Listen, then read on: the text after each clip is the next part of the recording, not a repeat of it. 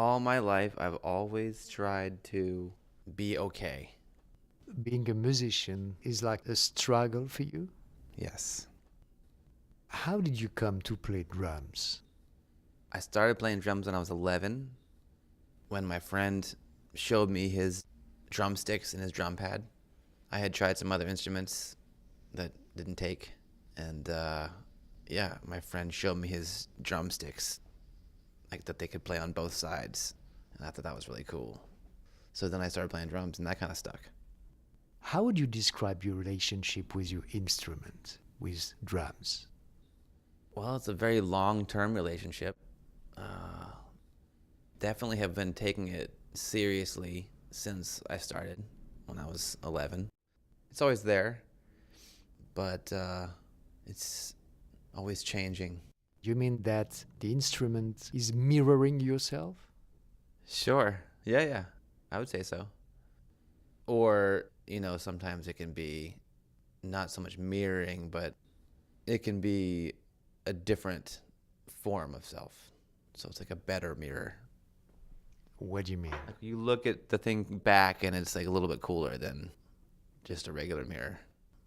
What is the most challenging aspect for you of playing drums? Um, Focus, I think. There's a lot going on. And yeah, simplifying. So trying to simplify to the pulse for me is how I try to simplify and focus. But there's a lot of distraction away from that. So I think that's the challenge, is staying on the focus, whatever it is, when there's all this other stuff going on around you and in your head. What do you feel when you are playing drums? It depends. Feel like a little bit lighter and kind of mobile, while even in one place it feels like there's motion, which is nice. It's like flying. And when you play with other musicians, is it the same feeling of lightness? Yes, definitely. How do you communicate on stage with the other musicians? Me personally, I have a hard time speaking when I'm playing, so it's actually difficult for me to communicate.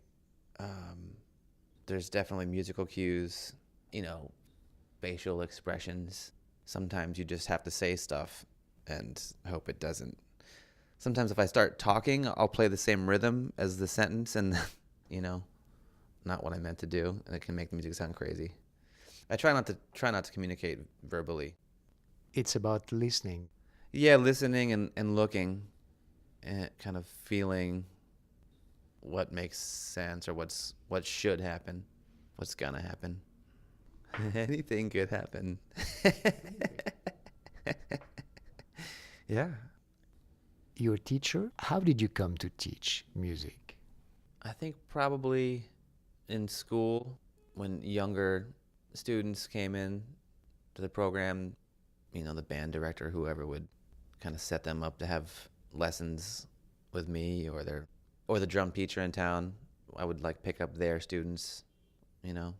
I think it kind of came out of me taking lessons, kind of learning what my teachers were doing, so they trusted to send me people kind of teach the way they taught, which is essentially what I did until I developed my own ideas about how to teach people. What kind of experience are you looking for yourself when you teach? Just connecting with somebody, helping them connect to music or to, the instrument. Some kind of feeling that there was useful information passed on. That's a goal. Helping them to connect with music. Yes. And connecting with them, which is that's always a goal with people, is connecting with them anyway, whether they're students or other musicians. That's kind of the goal. But yeah, helping a student, helping them connect with the music or to connect with an idea. How do you do? How? That's such a big question. Well, focus and allow things in, so which requires you to filter things out, to get rid of things that are in the way to connect. But yeah, I guess practice it, experience it, and regularly, at least that's how I've connected to it, just from being around it on a regular basis. Kind of don't have a choice. Is there something you can't really teach to your students? Yes, you can't really teach people how to feel things.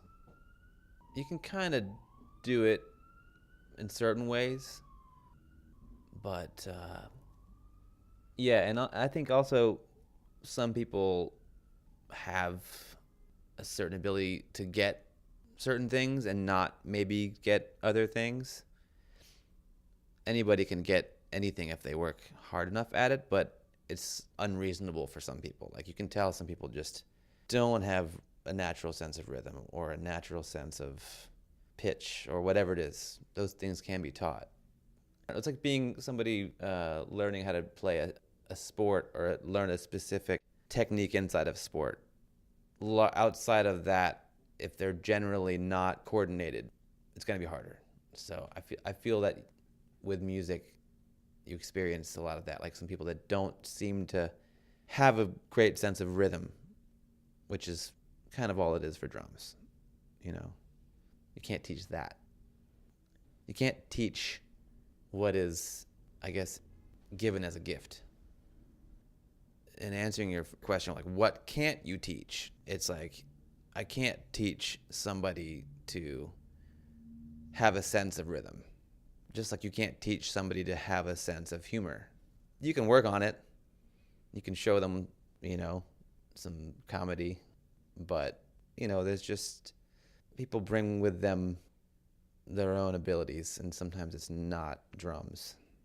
Did you learn something essential from your teaching? Sure, absolutely.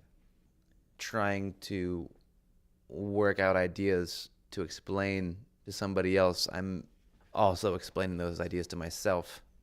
And also, you just kind of, focusing in on what you're really trying to accomplish through somebody else, you can reflect that back on yourself.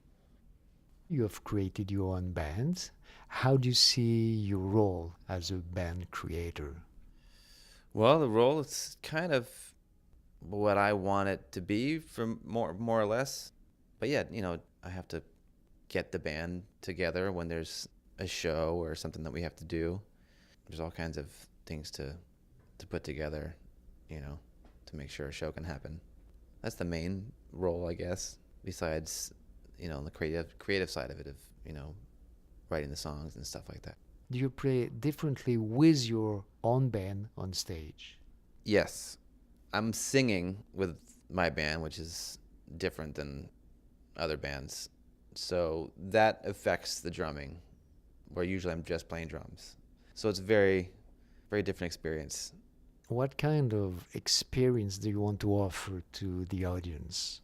There definitely is a goal to create an atmosphere of kind of letting go and being ridiculous and partying, having a good time, all that good stuff. Escape, I guess, would be the main thing I'm trying to offer. To where? I don't know that it's aware.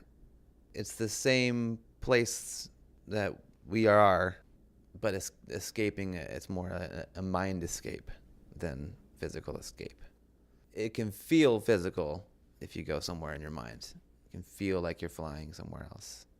Is it a world of fantasy? Yes, but it doesn't necessarily have to mean that it's not really there. Fantasy it's a confusing word for me. What do you need to be creative? I don't know how to answer that question. I guess to be alive.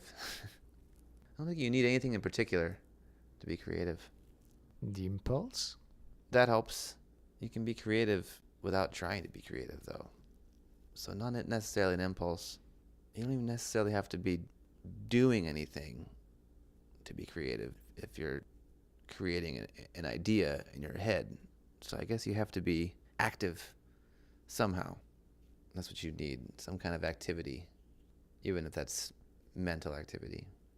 I would like to think that it's inside, large part of it at least. But it's hard to really know where it's coming from. But I don't know. What do you feel when you are creative? When you feel you're creative? I feel excited, alive. I feel good. I love it. It's the best. I think part of it is maybe what the idea of being creative is. Like, I'm probably being creative in ways that are not new or special to me on more of a regular basis that doesn't really catch my attention. But when I hear that question, what I think of is creating something that is fresh. So to me, I rarely feel that something is fresh. But that's when it's exciting. When it feels like something that needs to exist that didn't exist before. It's a mystery. It's still a mystery. It's a mystery to me, what I like and why, you know. Creatively, how do you get unstuck? Going outside is probably the best way that I know how to do it. Or being around people. I guess those are kind of the same thing. Being inside can feel stuck physically. You can feel, you can feel the walls, and go outside and it feels different.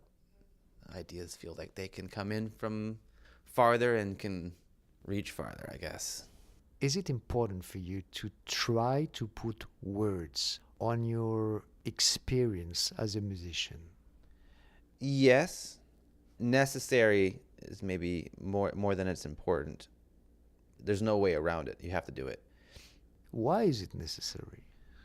Unless you just don't talk to people or don't tell people that you play music or make music, like they're gonna want to talk to you about it with words. So you're gonna be required to, form ideas and explain things. Do you have a conversation with yourself? Yeah, of course, all the time, constantly. Is it a conversation with words or with something else? It's with words, it's with feelings, it's with probably everything that I'm dealing with is how I'm communicating with myself. It's probably physical sensations being sent. It's all kinds of stuff. Do you call it a conversation? I wouldn't not call it that. But yeah, I never really thought about it. But yeah, I guess it's a conversation. Do you learn something from it? Of course.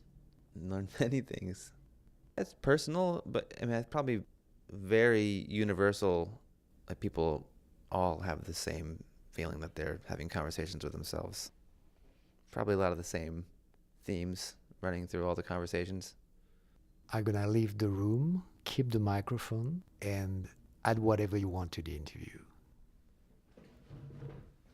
Oh, wow. Oh, man, Philippe, this is a very strange interview style.